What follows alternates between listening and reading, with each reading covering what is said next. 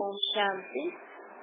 आज मीठे मीठे शिव बाबा ब्रह्मा के तन द्वारा कहते हैं, मीठे मीठे बच्चे बाबा हमें कहते हैं, जैसे आपको अपना साकार स्वरूप सदा स्मृति में रहता है कि हमारा ये शरीर है।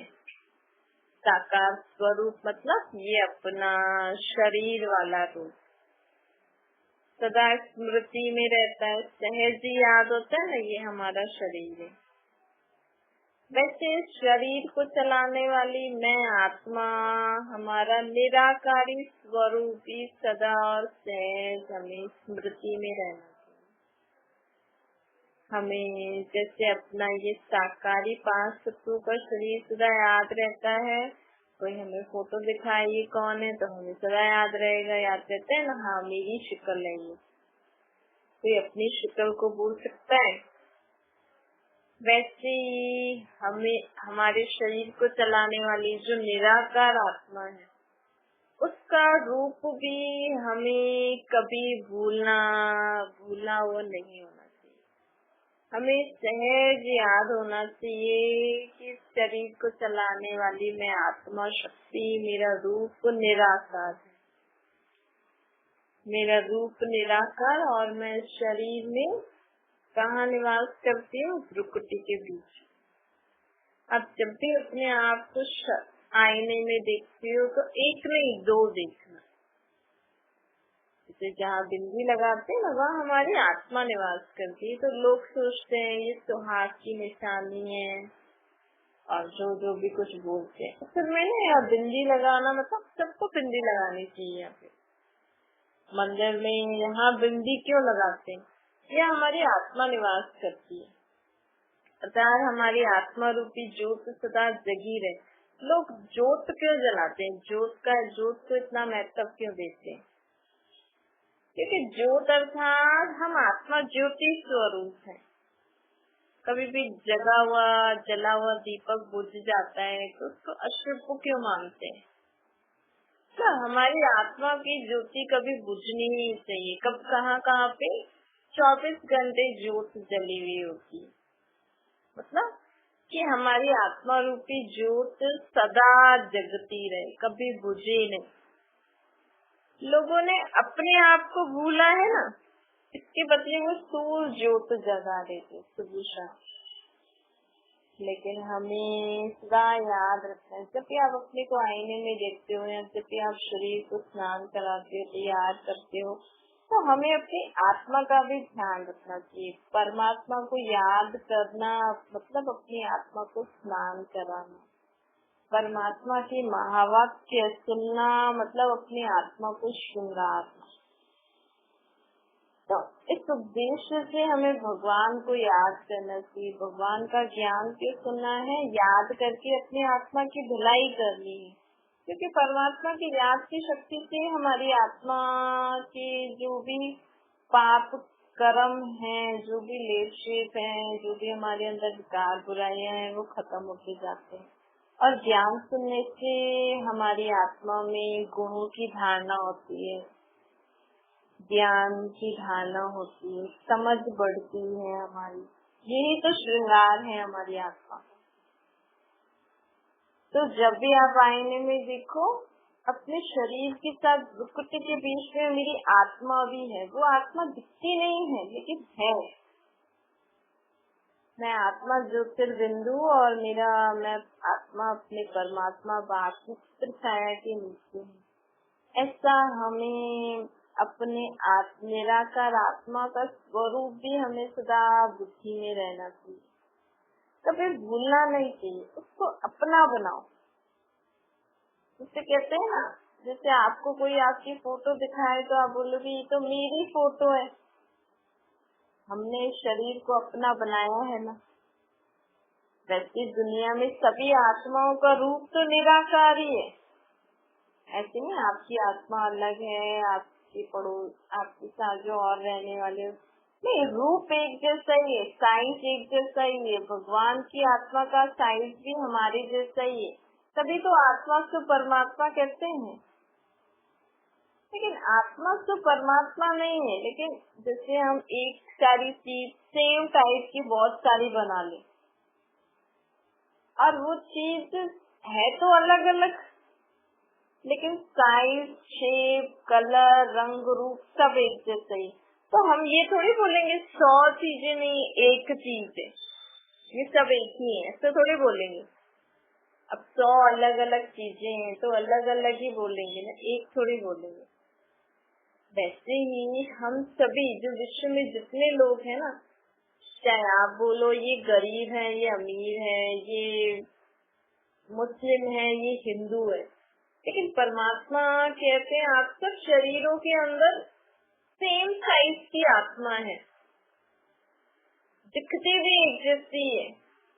यहाँ तक कि मेरी आत्मा की साइज भी सेम है। मैं परमात्मा भी वैसा ही दिखता हूँ जैसे आपकी आत्मा दिखती है।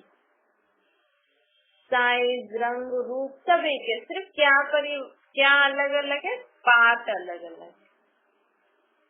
जैसे एक सारी चीजें हमने सेम टाइप की चीजें बना दी एक जैसी, लेकिन कोई चीज को हम उसमें समझो हमें कुछ बैटरी डालनी हो कुछ काम के लिए, तो कोई किस तरीके से चलेगा, कोई किस तरीके से, लेकिन है सब सेम।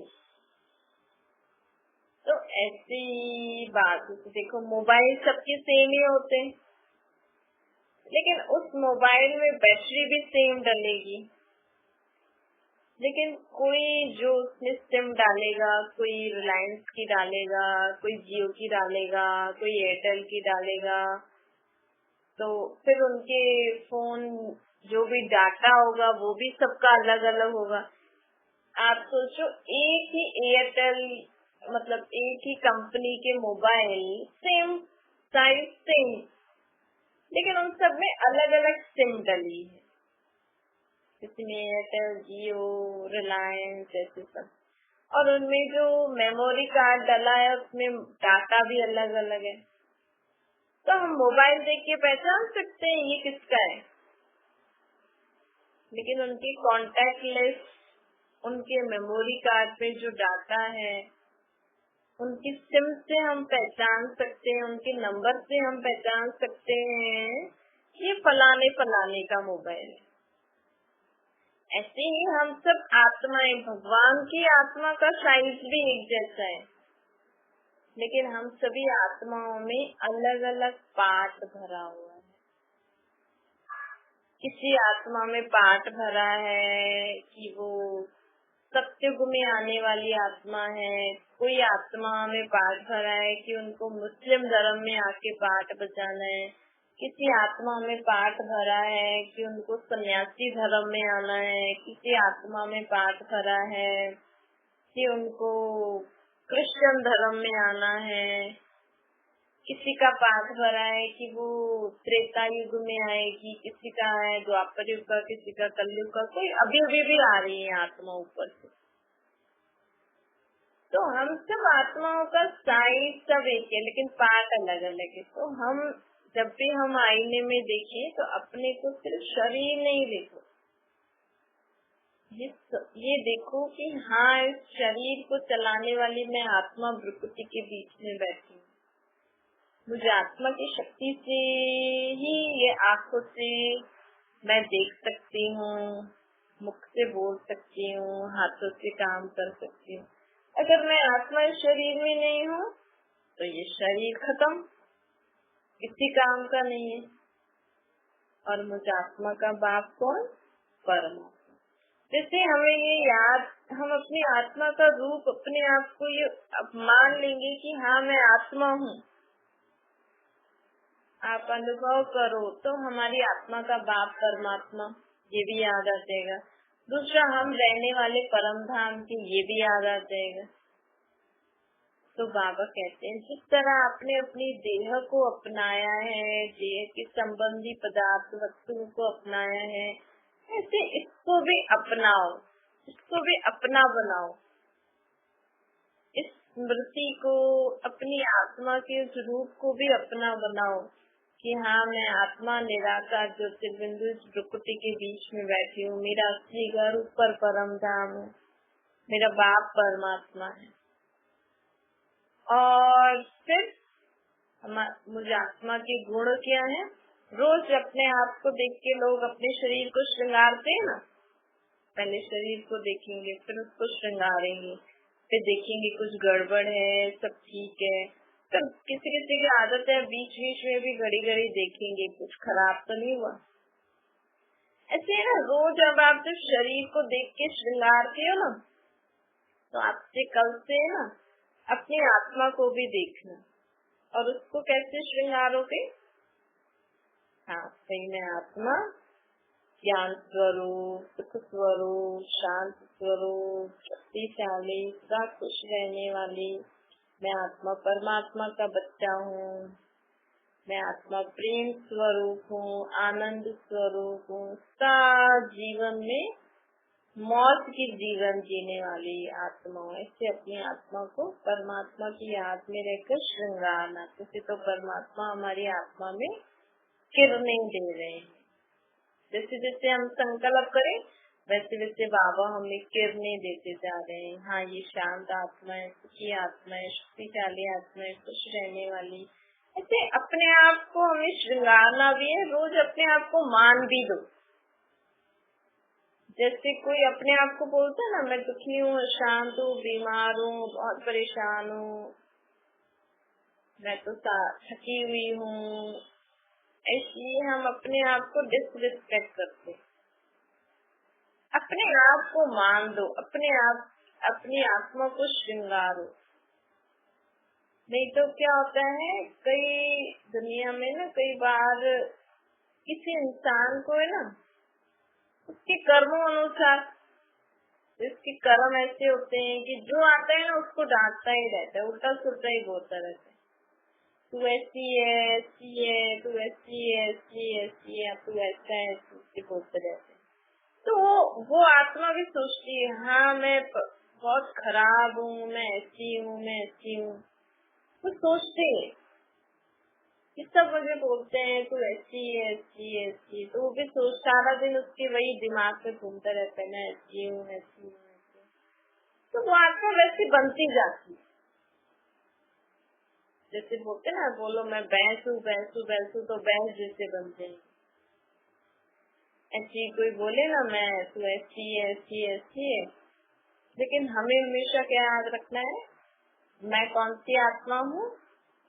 मैं शांत स्वरूप हूँ, सुखी आत्मा हूँ, शक्तिशाली आत्मा हूँ, ज्ञान स्वरूप हूँ, सदा खुश रहने वाली आत्मा हूँ, परमात्मा का बच्चा हूँ। ऐसे ऐसे अच्छी अच्छी बातें। अगर आप बहुत अशांत रहते हो, बहुत दुखी हो, तो घड़ी घड़ी अपने आप को बोलो, बाबा को याद करके, मैं तो सुखी आत्मा हूँ, मेरा शरीर तो बिल्कुल ठीक है, मैं तो सब बीमारियों से मुक्त आत्मा हूँ, मैं तो सदा शांत रहने वाली आत्मा हूँ। कोई अगर आपके आसपास कोई ऐसा इंसान हो जो बहुत क्रोध करता हो, इसको लोग बोलते हैं बहुत खराब है, उसमें बहुत सारी खराबी है, आप उसके लिए क्या सोचो, ये बहुत अच्छी आत्मा है। ये क्रोधी आत्मा के लिए सोचो, ये शांत आत्मा है। बुरी आत्मा के लिए सोचो, ये बहुत अच्छी आत्मा है। ऐसे लोग होते हैं ना, जिसको देखते ही लोग डर जाते हैं, अरे ये कहाँ से आ गए, तो बहुत खराब इंसान है, तो बहुत खतरनाक इंसान है। उसको आप कैसे कंट्रोल कर सकते हो? अपने शुद्ध संकल्पों से। आप उसके लिए सोचिए, बहुत अच्छी आत्मा है, ये सबके साथ अच्छा रहती है, ये सदा शांत रहती है। ऐसे ऐसे उसके लिए जब हम सोचेंगे ना, तो हमारे आसपास उसके लिए कैसा ऑरा बन जाएगा, अच्छा ऑरा बन जाएगा। तो वो हमारे पास आएगी ना, भले वो दूसरों से बुरा करे लेकिन हमारा बुरा नहीं करेगी, क्योंकि हमने उसके लिए अपने पास कैसा ऑरा बनाया हो, अच्छा। तो वो जैसे ही हमारे पास आएगी तो वो अच्छे ऑरे में आ जाएगी, तो वो आत्मा भी अच्छा सोचने लग जाएगी। भले वो आपके पास आप गलत विचार से आ रही हो, आपको भी डांटने या कुछ बोलने आ रही हो, लेकिन आपने उसके लिए अपने आसपास कैसा ऑरा बनाया हुआ है, क्या सोच के रखा है उसके लिए? बहुत अच्छी है, बहुत शांत है, वो आपके पास आके ही शांत हो जाएगी, आपको कुछ नहीं करेगी। जैसे देखो मंदिरों में कोई बहुत ही कामी, क्रोधी, लोभी, मोही, ऐसे बुरी संस्कार वाली कोई आत्मा, अब देखो देवियों के मंदिर में वो भी जाते हैं, भगवान के मंदिर में वो भी जाते हैं, लेकिन उस जगह पे उनकी बुराइयां ठप हो जाती, वो कुछ नहीं करते। बाहर भले शेर है, बाहर भले ही बुरे काम करते हो, लेकिन धार्मिक स्थान पे नहीं करते। क्यों? क्योंकि वहाँ पे जो देवियों की महिमा गाते हैं, या वो जो देवियों में या उनकी मूर्तियों को किस कैसे देखते हैं कि इनमें बहुत शक्ति है, इस देवी की मूर्ति में बहुत शक्ति है, इतनी शक्ति है कि इनकी शक्ति से ना आसुरी शक्ति खत्म हो जाती है। तो वो देवी तो कुछ नहीं बोल रही, उनकी पत्थर की मूर्ति तो कुछ नहीं बोल रही, लेकिन हम उस देवी की मूर्ति को उस भावना से देख रहे हैं, तो हम मनुष्यों ने उस मंदिर में ऐसे वाइब्रेशन बनाए हुए हैं, ऐसा ऑरा बनाया हुआ है, जिससे कोई भी उस मंदिर में जाता है ना, तो उसकी बुराइयां उस समय के लिए खत्म हो जाती है। वो आत्मा अपने को बहुत अच्छा मानती है, वहाँ जाते ही लोगों को बहुत सुख, शांति, खुशी मिलती है। अगर किसी मंदिर में दो दुश्मन भी मिल जाए ना, वो भी एक दूसरे से अच्छा चलते हैं। क्यों? क्योंकि वहाँ पे वो दुश्मनी, वो खराबी वाले वाइब्रेशन है ही नहीं। वहाँ पे सब ऐसे ही सोचते हैं सभी अच्छे हैं, सभी मिलजुल के रहने वाले, सभी भगवान के बच्चे अच्छे हैं। तो ऐसे हमें दुनिया में बाहर भी हमें एक दूसरे के लिए ऐसी सोच रखेंगे ना, तो देखना है एक दिन में ये दुनिया स्वर्ग बन जाएगी। क्योंकि देखो इस दुनिया में जब भी कुछ बुरा होता है ना, तो सब लोग सोचते हैं। आप देखो कोरोना का टाइम था, या अभी भी कोई भी ऐसी बड़ी बात हो जाती है, समझो कोई बड़े सेलिब्रिटी है, ऐसा कोई बड़ा कोई शरीर, अब देखो जैसे त्योहार होता है, अभी 15 अगस्त ही आने वाला है, लेकिन उस दिन सब क्या सोचेंगे कि आज 15 अगस्त है, आज छुट्टी है, आज के दिन हम इस देश को आजादी मिली, सब सोचेंगे।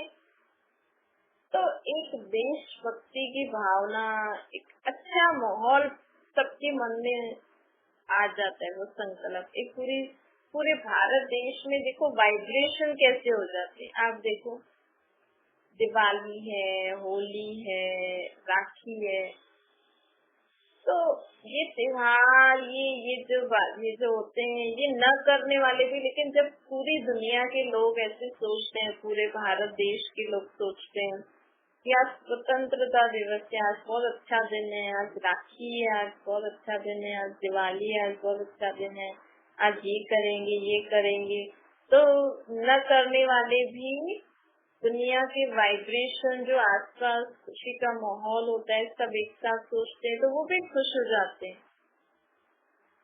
तो जब हम सभी ऐसा सोचेंगे कि सभी अच्छे हैं, सभी अच्छे हैं, सभी अच्छे हैं, आतंकवादियों के लिए सब सोचते हैं ये बहुत खराब है, खराब है, खराब है, तो कोई इतना खराब नहीं भी हो, लेकिन हम उनको खराब बोल के उनको ऐसा बनाते हैं। लेकिन अगर हम सबके लिए सोचे ना, अच्छा है, अच्छा है, अच्छा है, अच्छा है, तो बुरा इंसान भी अच्छा बन सकता है। ये बहुत सहज तरीका है किसी को भी सुधारने का, ये बहुत सहज तरीका है अपने मन को शांत रखने का। क्या तरीका है? सबको अच्छा अच्छा बोलो, सबको रिस्पेक्ट दो। हमें पता है उसमें 10 खामियां हैं, हमें पता है वो आत्मा बहुत, उसके संस्कार स्वभाव बहुत ही खराब है, लेकिन हम उसको इतना इसके लिए अच्छा अच्छा बोल के हम जितनी बार उसके लिए बोलेंगे ना दिल से परमात्मा को याद करके, उतनी बार उस आत्मा की जो बुराइयां है ना वो खत्म होती जाए। आप दिन में अगर 10 बार सोचो ये इंसान बहुत खराब है, बहुत खराब है, तो 10 बार आप उसको, उसकी आत्मा को खराब वाइब्रेशन दे रहे हो, खराब सोच दे रहे हो। तो 10 बारी उसकी आत्मा पे खराबियां जो चढ़ेंगी, उसका पाप किसको पड़ेगा? हमें पड़ेगा। किसी भी खराब इंसान को खराब बोलने से हमारे ऊपर पाप चढ़ता है, ये पक्का कर लो। आज अगर आपके घर में भी आपका बेटा बेटी, आपकी बहू या कोई भी आपसे छोटा बड़ा, किसी में भी क्रोध है, किसी के भी बुरे स्वभाव संस्कार है, और अगर आपने सोचा कि ये फिर क्रोध करेगा, घर में आपका बेटा आया और आपने सोचा अरे ये आ गया फिर क्रोध करेगा, ये बहुत क्रोध करता है, आपने अगर किसी को बताया, उसकी निंदा करी, तो आपने 10 बारी उसको बोला ना, 10 बारी आपने उसको क्रोध करने के लिए उसको वाइब्रेशन दे दी, उसकी आत्मा को उकसाया आपने। वो आज आपका बेटा आया, वो क्रोध नहीं करना चाह रहा था, वो बहुत शांत और अच्छे मूड में आया, लेकिन आपने बोला अरे ये आ गया फिर क्रोध करेगा, तो आपकी आत्मा की लाइट, आपसे वाइब्रेशन निकल के उसके पास गए और उसने क्रोध किया। क्रोध में आपको ये गालियां क्यों न दी उसने, लेकिन आपने ही तो बोला फिर क्रोध करेगा, तो उसने आके क्रोध किया, उसकी तो कोई गलती नहीं थी। आपने उसको बोला क्रोध करेगा, आपका बेटा है ना, कितना आज्ञाकारी बेटा है, आपने बोला क्रोध करेगा, उससे क्रोध कर लिया, क्रोध में उसने आपको उल्टा सुल्टा बोल दिया, उसकी थोड़ी गलती है, कुछ गलती आपने करी, पाप भी आपको पड़ेगा, उसको नहीं पड़ेगा, क्योंकि आपने उसको बोला ना। ऐसी अगर इस दुनिया में कोई गलत काम कर रहा है, कोई आतंकवादी भी है और कोई बुरे व्यक्ति भी है इस दुनिया में, अगर हम सोचें अरे ये तो बहुत बुरे लोग हैं, ये तो सबको मारते हैं, ये तो ऐसा काम करते हैं, तो हम जैसे उनके लिए सोच के उन तक लाइट दे रहे हैं और वो बुरा काम कर रहे हैं, तो उसके पाप के भागीदार हम भी हो गए। जैसे हम किसी के लिए अच्छा सोचते हैं तो हमारा पुण्य का खाता बनता है। आपने अगर सोचा कि नहीं ये क्रोध नहीं करता, ये बहुत अच्छा है, तो इससे क्या होगा? हमने सोचा ना, हमने सोचा या किसी को बोला, तो आत्मा में से वो थोड़ा सा क्रोध का संस्कार खत्म हो जाएगा। जैसे आपने उसको आशीर्वाद दे दिया, जैसे आपने उसके लिए दुआ करी, तो उसका क्रोध थोड़ा खत्म हुआ, तो उसकी दुआएं भी आपको मिलेगी, पुण्य का खाता भी जमा होगा। लेकिन आपने बोला ये क्रोध करता है या करेगा, ये आतंकवादी बुरे हैं, ऐसा काम करते हैं, फिर ऐसे न कर दे,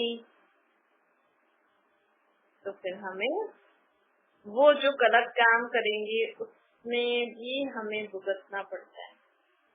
इसीलिए बाबा कहते हैं, आज हमें बाबा ये सिखाते हैं कि एक तो जैसे आप अपने शरीर को देखते हो, शरीर पे ध्यान देते हो, वैसे शरीर को अपना बनाया है आपने, वैसे अपनी आत्मा को भी अपना बनाओ।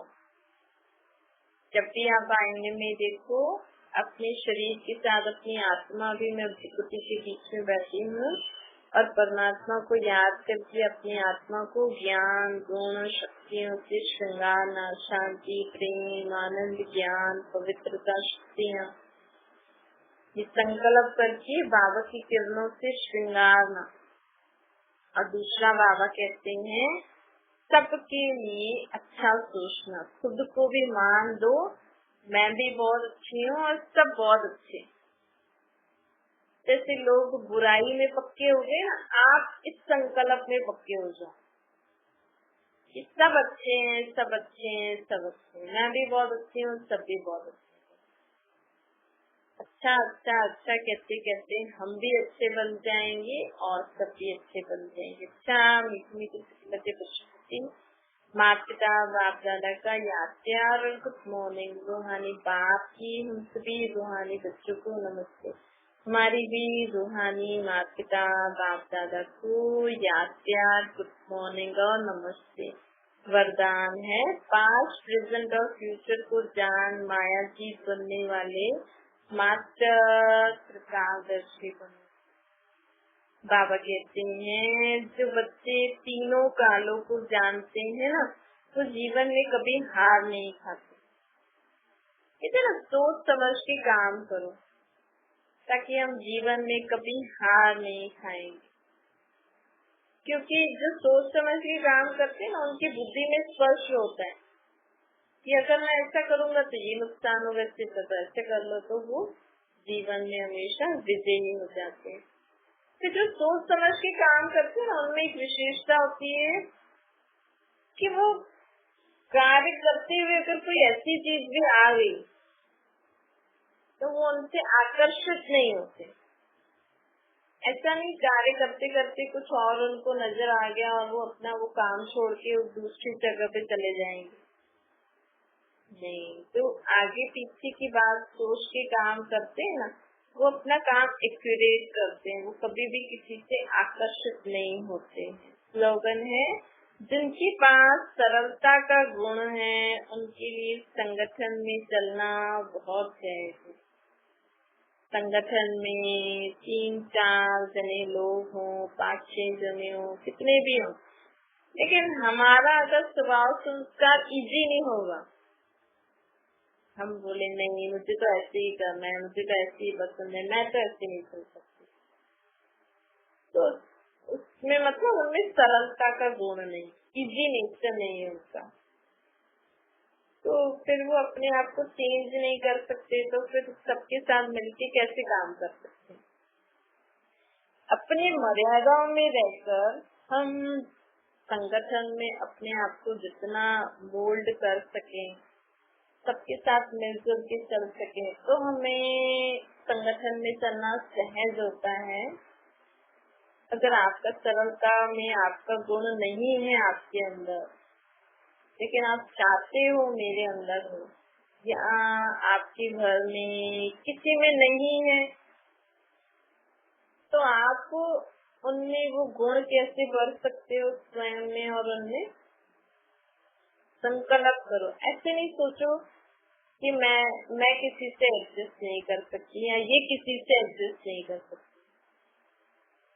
ऐसे सोचो हमारे अंदर सरलता का गुण है, मैं भी सबसे एडजस्ट करके चल सकती हूँ, ये भी कर सकती हूँ, क्योंकि ये जैसे आपने उनको आशीर्वाद दे दिया, खुद के लिए भी सोचा आपने कि मेरे में सरलता का गुण है, मैं सबसे एडजस्ट करके चल सकती हूँ, ये भी चल सकती हैं। हमें हमेशा पॉजिटिव सोचेंगे तो हमारे अंदर भी गुण आ जाएगा और सब संगठन में चलना सहज हो जाएगा। क्या ओम शांति। बाबा को याद करिए।